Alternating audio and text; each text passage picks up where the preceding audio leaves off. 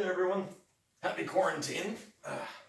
So, I thought it was a really good opportunity for me to clean all of my swords, make sure that they are all in good condition. So, I figured I'd record it and talk a little bit about the various different makes of swords that I have, the history behind a couple of them, and probably just some other funny stories from, well, my nearly decade of doing this. So, firstly, let's talk about how many swords I have. So, total count 2, 4, 6, 8, 10, 12, 14, 16, about 17 total. 3 dagger sized knives, 2 bucklers, 1 rotella. Yeah, and that's about it. And 1 axe head. So, now not all these swords are necessarily mine.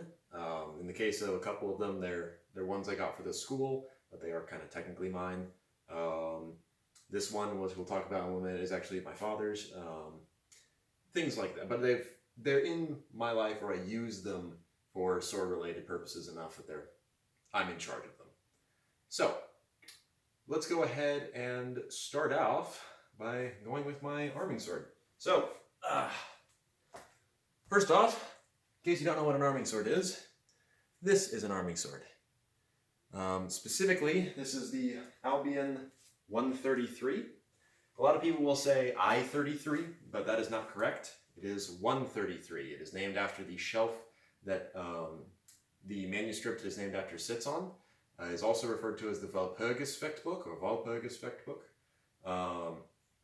And what is an arming sword? An arming sword usually means double-edged sword of the medieval period. No complex basket, no noggles, nothing. Just crossguard, pommel, double-edged, single-handed sword. And I really, really like arming swords. There's something really enjoyable about their simplicity. They are quite nimble. The balance point is usually a lot further back into your hand, so the tip becomes very light and easy to use. Historically, and we don't know if this is confirmed or not, be it intentional make or wear and tear, but some of the pommels have even been slightly twisted due to years of being right there in the palm and things like that. But story behind this guy as I start to clean him. So this guy was a bit of a fun one because I got him to do sword and buckler. I'd been doing sword and buckler for a while before that, because when I got into HEMA, steels were not very widely available, and the ones that were super, super expensive. So I was mostly using a messer for the early days of learning sword and buckler. But then, I think it was it was my second WMAW.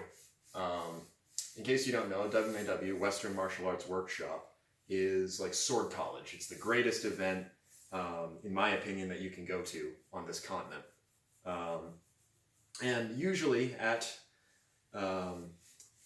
there, you've got the big group and gathering of vendors. A lot of them very high quality vendors, some that you don't get to meet a lot at events. One of them being Albion. And so Albion always has this great, awesome display of their really, really expensive swords, because Albion makes just beautiful swords, right? And you don't usually get to handle these things. So everyone goes to the tent first day and just plays with them all. It's great. But they bring quite a few to sell. And I saw an arming sword for $300. I was like, I am going to be doing a lot of sword and buckler soon. I really, really want one.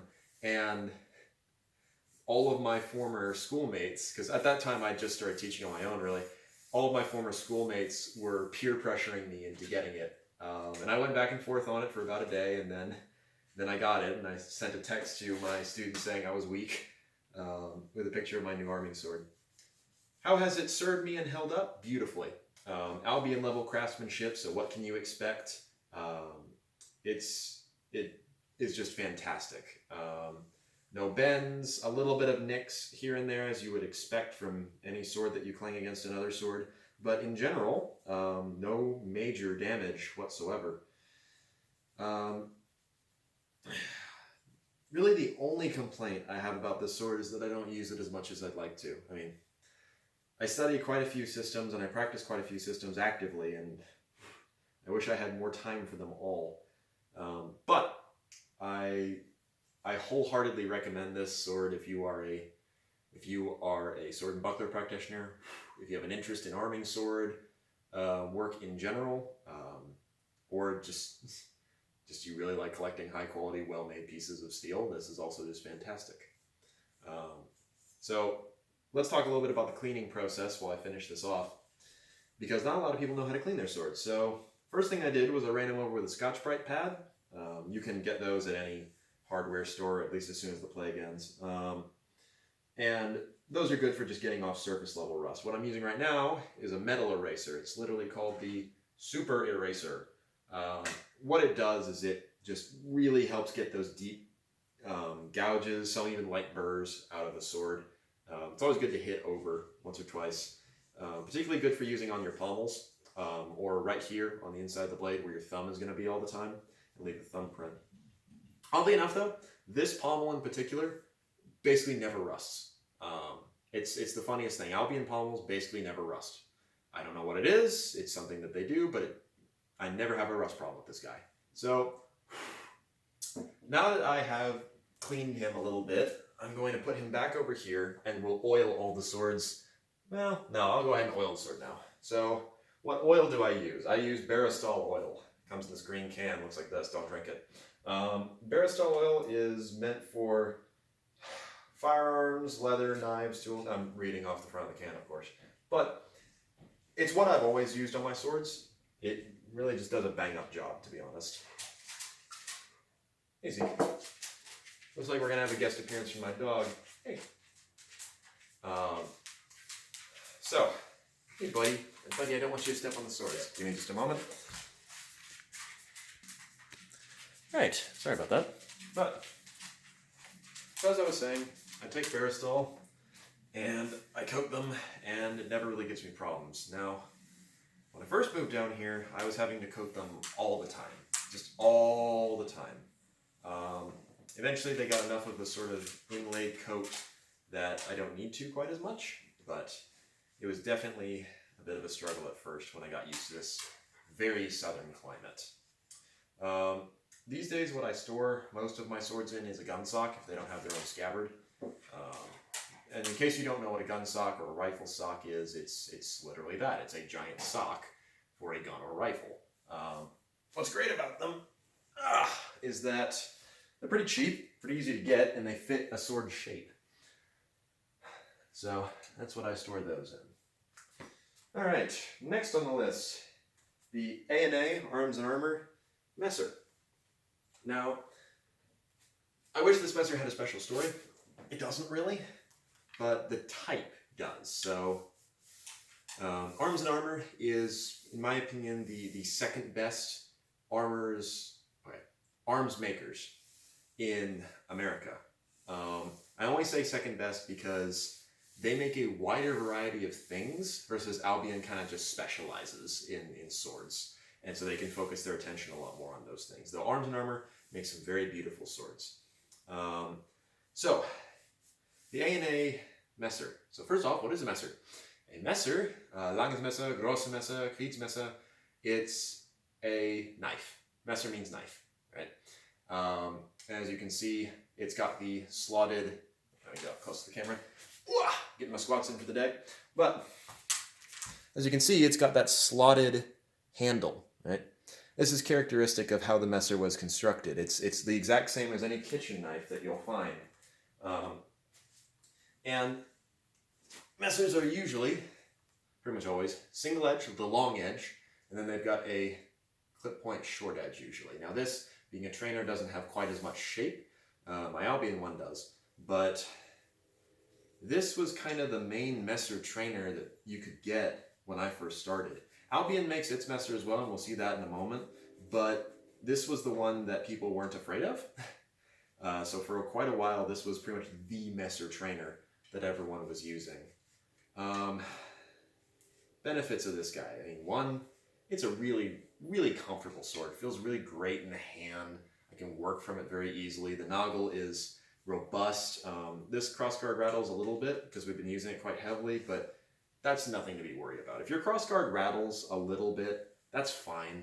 Historically, they did that all the time, and they wouldn't just throw the sword away or anything like that. If it's a really big issue, like something has snapped off visibly and it's rattling, then maybe you want to talk to the manufacturer if you have a warranty on it or something along those lines. But in general, it's not that big of a deal. So, why is this particular brand of messer so special to me?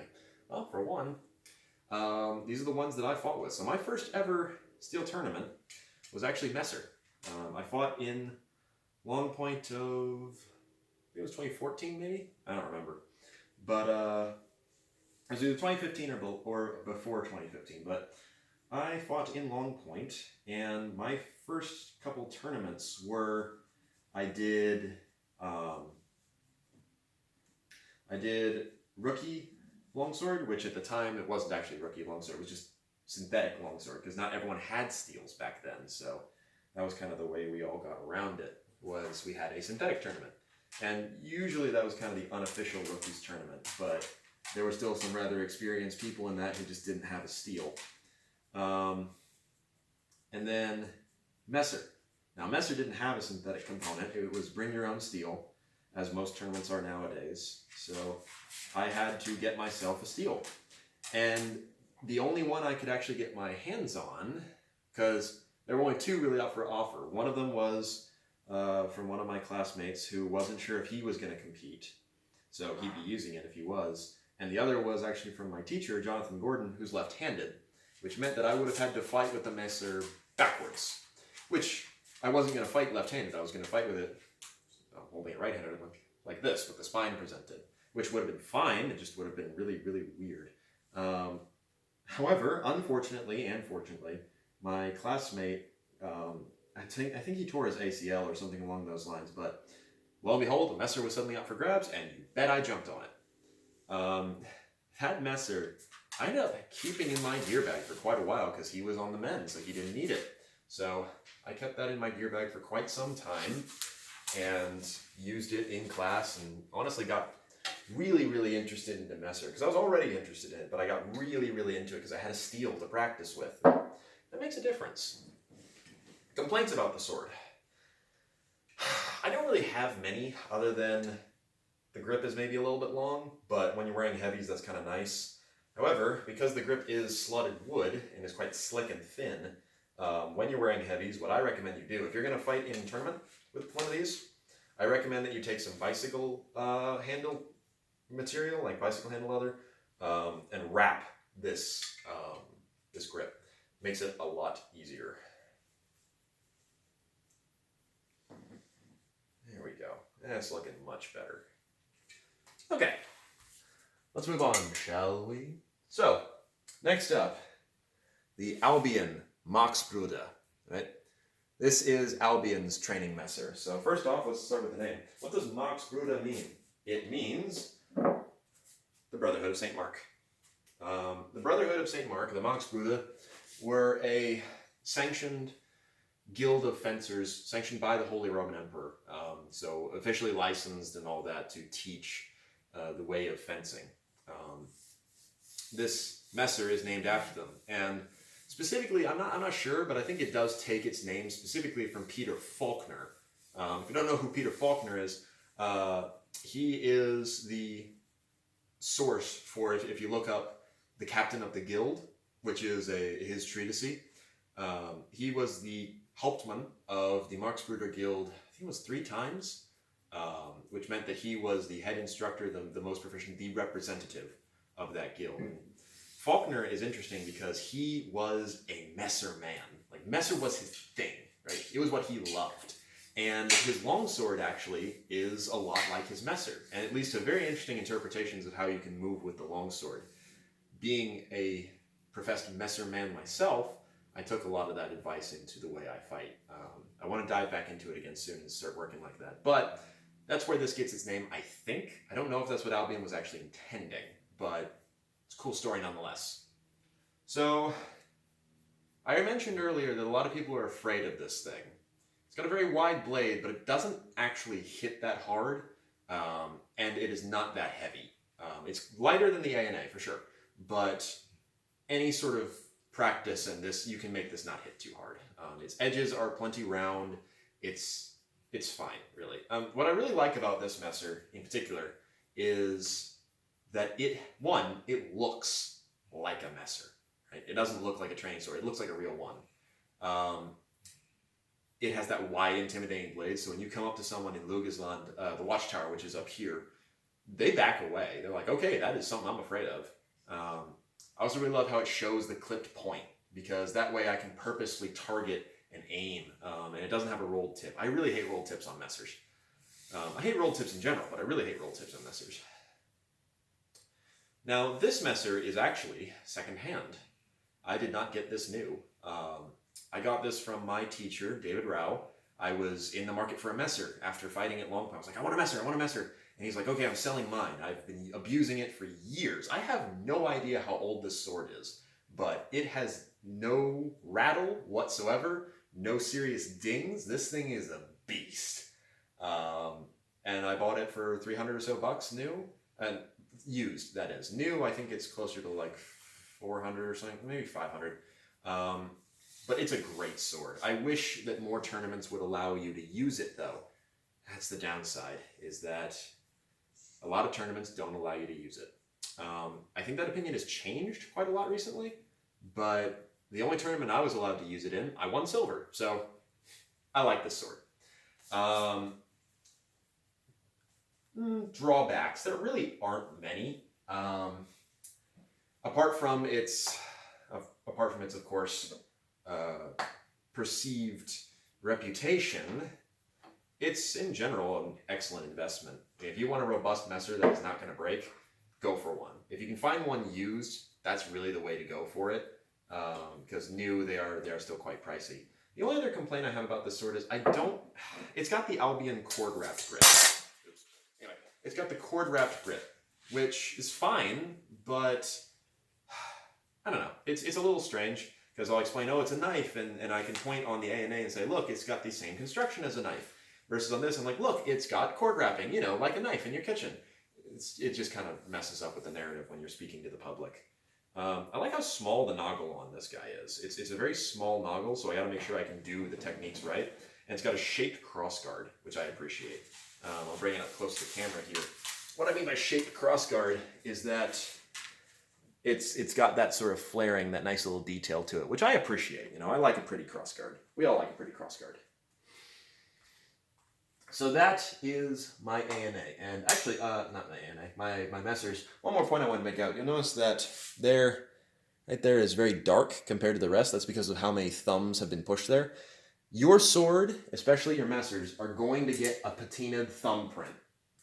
That's okay. It's not rust. It will be rust for a little bit, but eventually it'll become a patina, and it'll just be there. It's not a bad thing.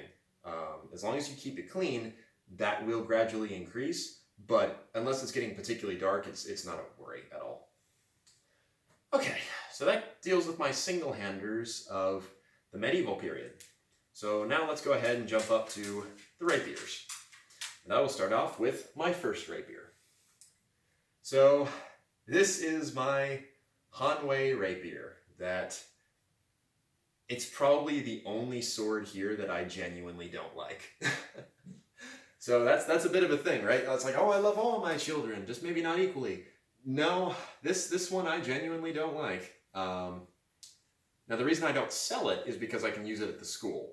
And it does great for that. So let me explain why I own this thing. So first off, this is my first rapier. So I studied longsword for a year, and then I decided to learn rapier because I thought I was going to move, and I wanted to get the most out of it while I was still in the area. So I took up rapier, and you need a steel rapier to practice rapier. There's no synthetic option. You need a steel rapier, which the only makers around that time were Hanwei, which is what made this, or Arms and Armor, which is what made that guy.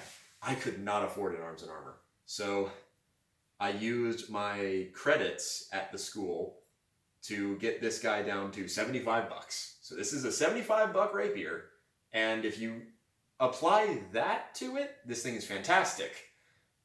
But, so what don't I like about it? Well, first off, wiggle, wiggle, wiggle, wiggle. It's not got a particularly robust blade. Now, it's a very safe blade. I would fence with this thing without any sort of padding whatsoever. I'm not going to be hurt. But it also means that when I find the sword, it has a tendency to bend unless my edge alignment is dead on, which is a good training tool. Don't get me wrong. The second thing I don't like about this sword is its handle. It's wood, and it's small, and it rolls. This whole thing is threaded, and it kept nearly coming unscrewed in my hands. The third thing I don't like about it is that its ricasso is just, it's tiny. I can get my finger in there, but it's just one finger, and it's barely fitting. With gloves on, it's even tighter. So the sword isn't going to fly out of my hands, but it's not the most comfortable. Fourth thing I don't like about this sword is I just don't like bell guards. I mean, non-pierced bell guards. It's a very simplistic shape. It's not a pretty sword. What do I like about this sword? Do you like anything about this sword? Yes, I do. The things I like about this sword are that it's light, relatively. It's probably the lightest rapier I have, at least in terms of pure weight, not in regards to feel. It was cheap, and it has not broken. I have abused it for many years, and it has not broken. I'll give it that. So that is the story of my $75 rapier. These are still up on offer here and there. If you have no money, then maybe this might be something to look into, but there's so much better out there now. We've got Castile, Darkwood still makes them. There are other companies in Europe that make them. You can find a rapier a lot easier these days. But this guy will definitely remain in the school where it belongs, being used by other people. So, that's kind of the story of this rapier. I haven't talked about rapier a whole lot on the channel, and I find that quite saddening, because at the moment, right, since we're all in quarantine, I've been thinking about things, and I've been very medievalist for quite a while now, just focused all on armor and getting ready for Yeehaw, which sadly never happened. All this stuff that's very medieval focused. And I also have a great love for the Renaissance. I have a great love for the later period stuff, and I don't necessarily get to exercise it quite as much. It's not that there aren't opportunities, but at the same time, there aren't. There aren't a ton of events that have rapier apart from tournament. I've even debated going around to SCA events just to get more rapier, because the SCA has a pretty good rapier community. It's just kind of sad, in my opinion, that there aren't more rapier events around. For a while, it was a fad. So we'll talk about HEMA fads here, but for a while it was a bit of a fad. It didn't last very long. And it's also very rare to find a rapier tournament that isn't rapier and dagger. I'm not a big rapier and dagger man, as I'll explain later, but I don't know. Maybe more opportunities will come. And if they won't come, I'll make them. Okay, so that is my Zen Warrior floppy piece of crap rapier. I literally call it the floppy piece of crap. So let's talk about a nicer one. Still lower on the budget scale, this is a Castile rapier. Now, this one I actually didn't get that long ago, so I got this one secondhand. I got it at Study and Steel from a friend of mine who was downsizing, and he had a pair of them. This was the longer of the two. I was looking for another loaner steel for the school, so I jumped on it. I never really liked Castile rapiers, to be honest, not because of craftsmanship or anything like that. I think that Castile is a wonderful maker. My only gripe is that their blades are super thin. So this is very much a sporty blade. And that's okay, we're doing a sport. But my problem with that is that it can take a set very, very easily. I just much prefer a baited blade. I much prefer a more blade-like blade. Though if there is a sword that I will just pick up and use at the school on a whim, it's this guy. I'll just pick him up and start doing stuff with him because it's very accessible sword. I think the work on him is great. It's got the nice sort of not swept tilt. It's got the ricasso, the knuckle bow, a little bit of twist work here. It's a very nice sword. It fits in a glove very easily. It is a good sword. I really enjoy it, but at the same time, it is not my preference. Now, if you take rapier with me, you will probably end up using this guy at least once. And one of the things I do very much enjoy about this sword is because he is lighter, it's very good for a newer student to pick up and use. It's decently well length. I'm going to try that English again. It's decently long. It is, I believe, maybe, I think it's 42 inches of total. Maybe blade, just blade. But that's a decently long rapier.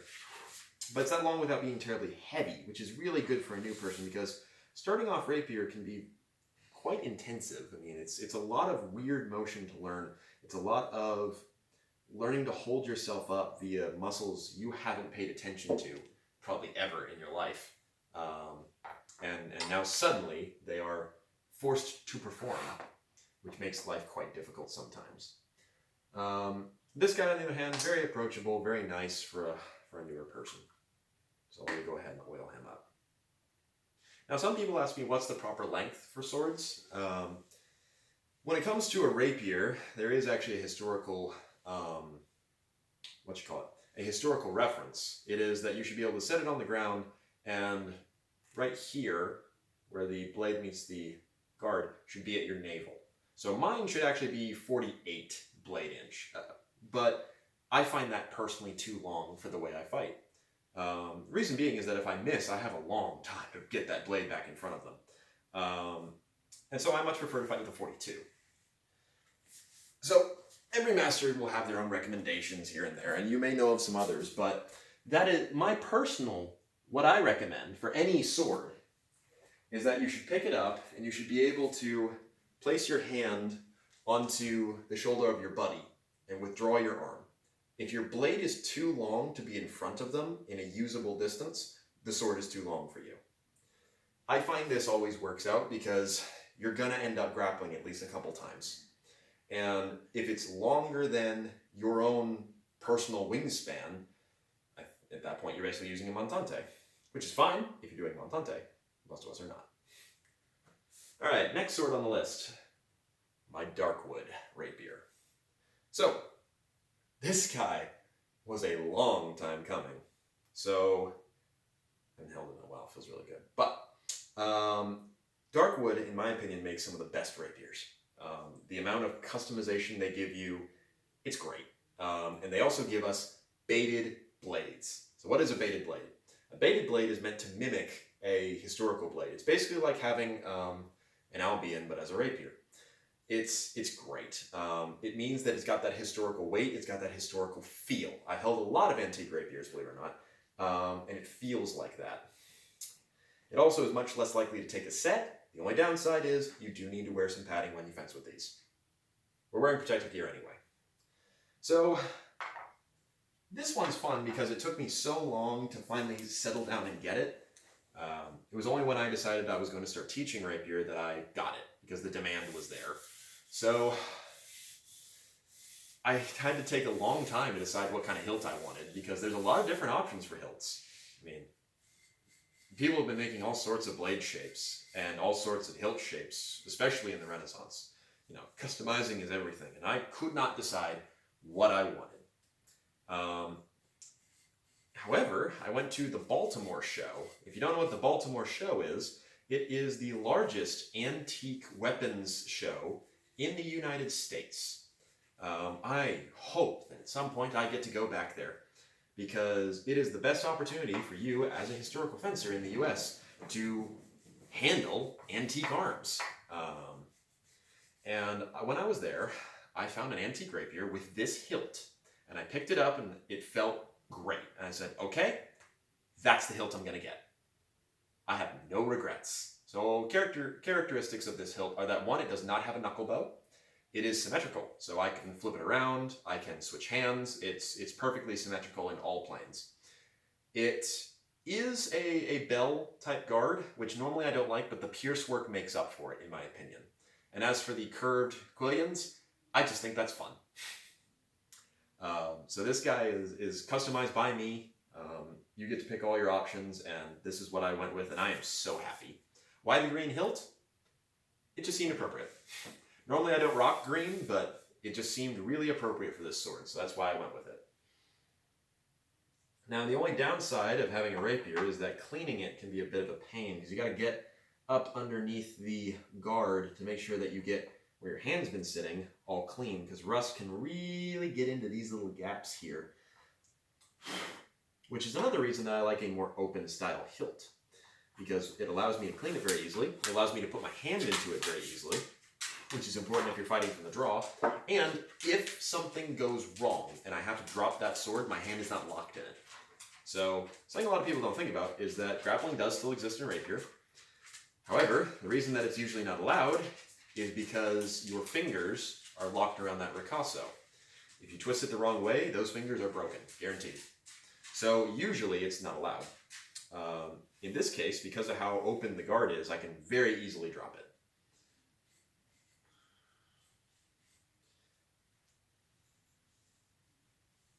There we go. Schmancy. All right. So that brings us to the end of our rapiers. So, what shall we move on to next? I might as well get the ones at the far end done. So let's go ahead and move on to our... Actually, no, because we'll be talking about a lot of samey longswords for a while. So let's go ahead and do some of the other more unique ones. That way, if you fall asleep during this video, you at least got the cool ones. So let's start off with my backsword. So, first off, what is a backsword? Well, a backsword and a broadsword, while they live in the same family, are different. A broadsword has two edges. A backsword has only one edge with a spine, edge, and then a little bit of short edge up here. Mine is a backsword blade, so mine is a backsword. Now, this is a bit of a fun one. So I took up broadsword, or backsword, Scottish, about 2-ish years into my early practice, and I took it up purely because I used to come to the free fencing hours on Tuesdays, and they were very unpopulated. I don't know why, it's just how it was. But not a lot of people showed up, and it was always super sad because I didn't have anything to do. But one night I'm there, and I was about to walk home because no one had showed up when who would become one of my greatest friends and one of my best mentors, Jonathan Mackenzie Gordon, runs over and says, "Hey, I'll give you stuff to do. Stick around. What do you say?" And I said, "Okay." And so every Tuesday would be him just giving me exercises to do. And then eventually I found out about this cool Scottish stuff he was doing. And I'd never even heard of it. So I started going to the Scottish games with him, started practicing this stuff. It started as a study group, but now he's teaching full classes on this. And it got me into the broadsword world. I remember the very first thing he did was he threw the Cateran Society's book at me and a single stick and said, "Go home, learn the manual cutting pattern," which, if you don't know what that is, there's a video on the channel. And I went, okay, and I did that for a week. Ever since then, I have been hooked. It's such a wonderful system, it's so interesting, and it branches out in so many ways, and I just want to do more and more and more of it.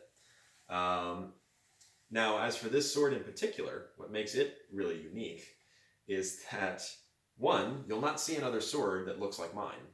That's because you can't get mine like this. So it is a darkwood blade, but it is mounted on a cold steel basket hilt. So, cold steel, you've heard that name before probably if you know anything about swords. Aren't they the guys that make the super overbuilt swords and like cut pigs in half? Yes, they are. However, the reason that I have this basket is because my mentor had a cold steel sharp basket. And we were doing a cutting party, and I asked, "Hey, can I cut with it?" He said, "Yeah, don't break it." I hit the mat, and the blade snapped in half.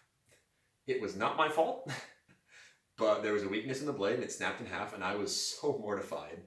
But I was embarrassed and stuff like that. But no worries. It's not like it was a terribly expensive blade. But then, later that year, when I found out that I was going to be moving, we all gathered around for my last long point. We were at dinner, and my mentor came up and he said, as a going away present, and he produced that basket, and I laughed so hard.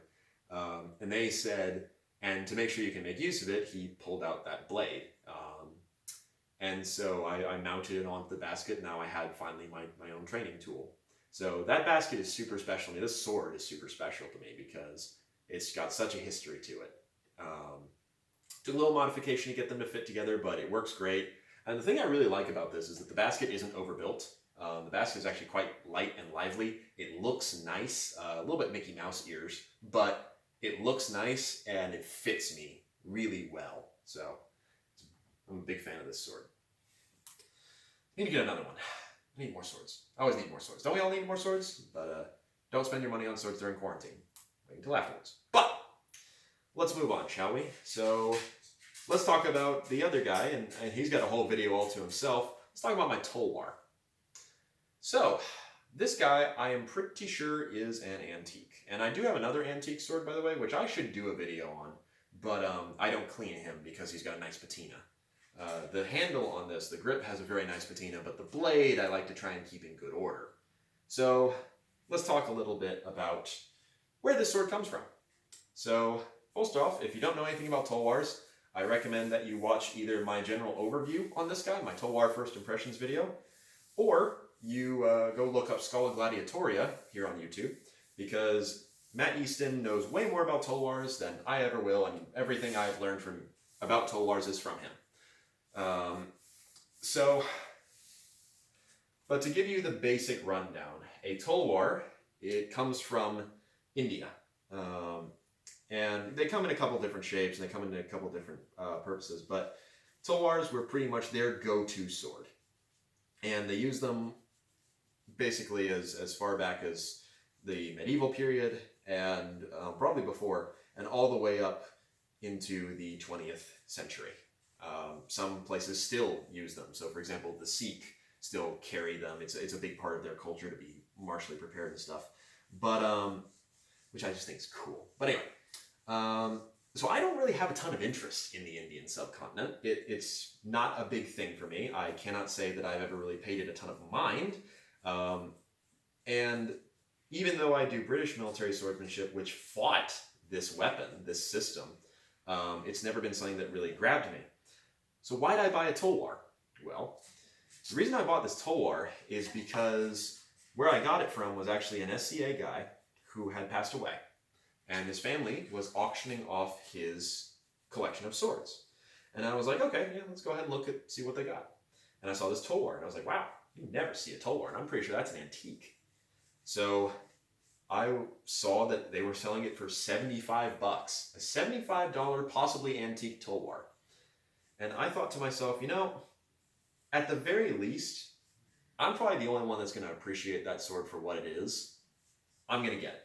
So I dropped the money on a $75 Tolwar. Then when I got it, I checked it even closer. There are no maker's marks, unfortunately. The blade is not sharp, though I'm pretty sure you could sharpen it, or it may once have been sharpened and then was dulled. As near as I can tell, it's an antique grip on a slightly later period blade, but I think this is an antique. The blade is carbon steel for sure, and I think it'd be a heck of a cutter. It's just a great thing to have around. And the reason I really like using this Tolwar for just solo practice is, one, it gives good context to what that had to fight at least a couple times. Two, because of its unique grip, you can't just use your system with this sword, you know. Some people will say, okay, if you know how to fight with a sword, you can pick up any sword and use it. And to a certain extent, yeah, that's true. But there are some swords that have structural differences that make it so you can't. This one has that. Because of the way the grip sandwiches, you cannot relax your wrist in quite the same way. You have to keep a much more firm wrist as you cut. And because it's got the curved blade, doing that is actually a little bit easier. So it really changes the way you use the sword, and it's an appreciation that I never would have gained unless I picked one up. Okay, so there's my Tolwar done, and you notice I didn't really scrub the hilt. Like I said, it's got a nice patina to it, so I leave it alone and let it keep aging as the way it should. So, what shall we go to next? Let's go for my father's saber. So, this guy is not an antique. It is a reproduction. It's pretty much a decorative sword. It works fine, don't get me wrong. I could probably bash away with this and it'd be solid. But it was a gift to him when he became a major. This sword it was kind of the first sword I ever really processed. I mean, I watched Princess Bride and all that, and as we all did, and things like that, but this was the sword that was around in my household. And I was like, oh, that's so cool, and I always wanted to take it out and play with it, but obviously, as my parents are responsible, I was not allowed to. And I also remember the first time he ever let me hold it. He pulled it out of the scabbard. I don't remember how old I was, but I remember I could hold his cadet saber, which I do have still, but it doesn't require cleaning because it's stainless steel. I couldn't heft this thing. I could not heft this thing one-handed, and I remember thinking, wow, that's so heavy. You gotta be so strong to hold it. And down the line, I can swing this one-handed without issue. But this was kind of the sword I always wanted to be able to swing. So what do I do with it? Well, one, it's just good to have reference around, but I describe this as my work saber. So I also work at a historical museum, specializing usually in the Civil War history of Alabama here. And so part of that involves me throwing on a Union officer uniform, and I needed a saber. So I borrowed this. That's why it's got the attachment on it. So I use this as my work saber. The blade doesn't require any cleaning pretty much because it doesn't ever get wet or anything like that. The scabbard, on the other hand, yeah, that requires some serious cleaning. The hilt is brass, which it has a tiny crack, but apart from that, it's good. The leather grip is still mostly intact. It's a good sword to have around. Now, what model of sword is this? This is a pattern 1840 wrist breaker, heavy cavalry saber. And this was known as the wrist breaker because it's got some heft to it. Now, I've not gotten to hold an antique 1840. I want to at some point, but I imagine the weight is not all that different. It's a very tip-heavy sword, very much meant for on horseback. Something you can't use it on foot, but it's very much meant for on horseback. And this pattern was used by the Union and Confederacy, and was then replaced by the 1860 light saber. But that's kind of the story behind my work saber. You teach fencing for a living, and you also take your sword to your other job. Guess the writing was on the wall. Okay. Now, before we move on to the long swords, let's talk about my axe head. So this guy, you may notice he does not have... So, off to the side there is my girlfriend laughing because she's the one who broke the haft. And I don't hold that against her. So this is just a tomahawk axe head. It's a rather unique one though, because in case you don't know how axe heads stay on their hafts, even though this looks like it's symmetrical, it is ever so slightly like that. So if you put the haft through it, it can't go past a certain point. Most would put it like this. This one was forged to be like this. Something my father rather hates. Which is why this axe head this is the one I throw the most. It's a strange one because it's got that tip up. Now, because that tip is up, one, if you've got it on a haft, you can thrust with it rather nicely, which you normally can't do with an axe. And two, if you throw it, it has a little bit more forgiveness because rather than you miss, you hit the top, you miss, you hit the tip. And so that happens sometimes. I think Feng Thrand did a video discussing that when he talked about some axes that he was playing with. The head is steel. It's nothing really too special about it apart from its unique shape. It has a pierce work into it that I think is supposed to be a heart, but because it's upside down, it sort of looks like a strawberry. So that's my strawberry axe head for you. And it doesn't require a ton of maintenance, just a little bit of scrubbing here and there. I'll put that on a haft again soon. Okay, that's my axe head. Let's move over to my daggers. So we'll start off with my parrying dagger. So I got this with my rapier as a match set because I knew I'd need it. You can customize these as well when you get them from Darkwood. And I went for a very simplistic design. Small, just straight crossguard, a little ring that protects me. Now, I didn't go for the pierce work just because I wanted it very simplistic and light, though pierce work there would have been kind of nice. And a very short blade. I think this blade is only 14 inches. I like a short parrying dagger. This is about as long as I ever want it to be, because I also still want it to be able to function as a dagger, and I don't like to rely on it. So I said earlier that I'd talk about sword and dagger. Now's my opportunity to get on my soapbox and rant. So, the reason I don't really like doing sword and dagger is because, well, of course, everyone wants to do it because it's cool, right? You know, sword and dagger, 2 weapons, yeah, right? It's awesome. But my issue is that a lot of people only studied sword and dagger, and it led to gamey sword and dagger fighting. You know, kind of like how there's gamey longsword fighting. It's just a byproduct of doing it in a tournament setting. And the masters even specifically say, learn to fence very well with the sword alone, for you are more likely to lose this than you are to lose your sword. There are people out there who fence with the sword and dagger ridiculously well. Take that dagger out of their hand, they don't fence as well anymore. And I think that is definitely a byproduct of doing too much sword and dagger and not enough single sword.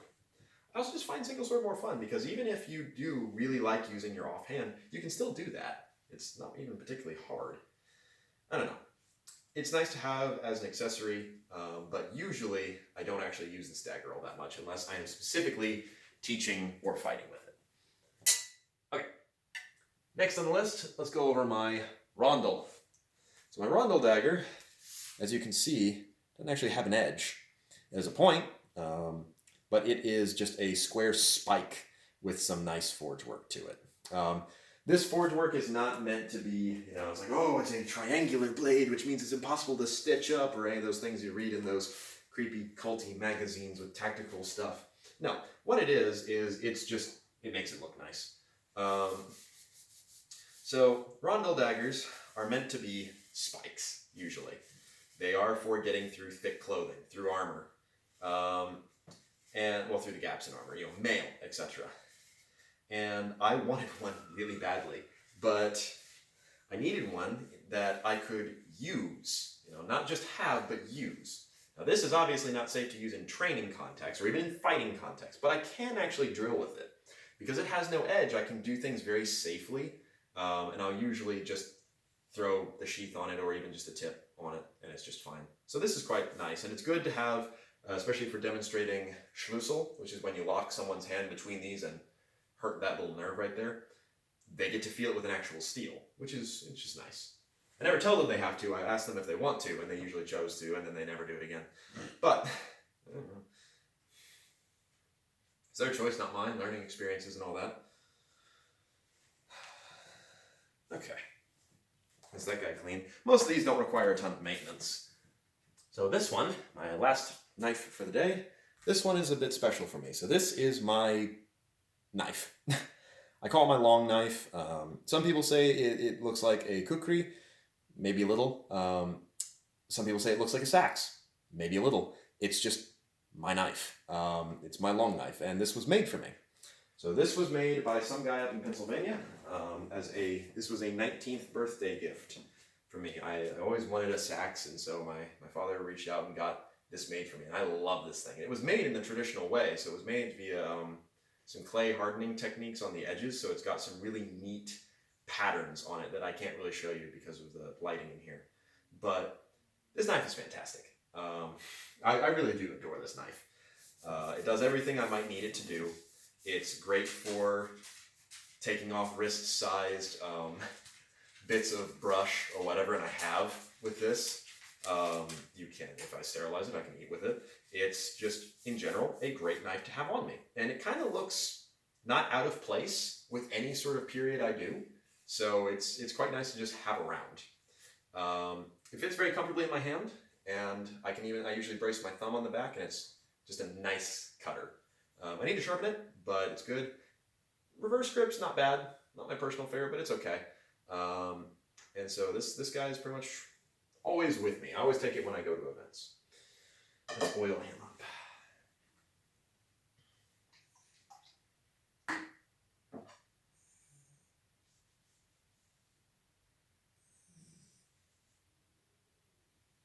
Sorry if you hear that, everyone. That's my dog being needy off to the side.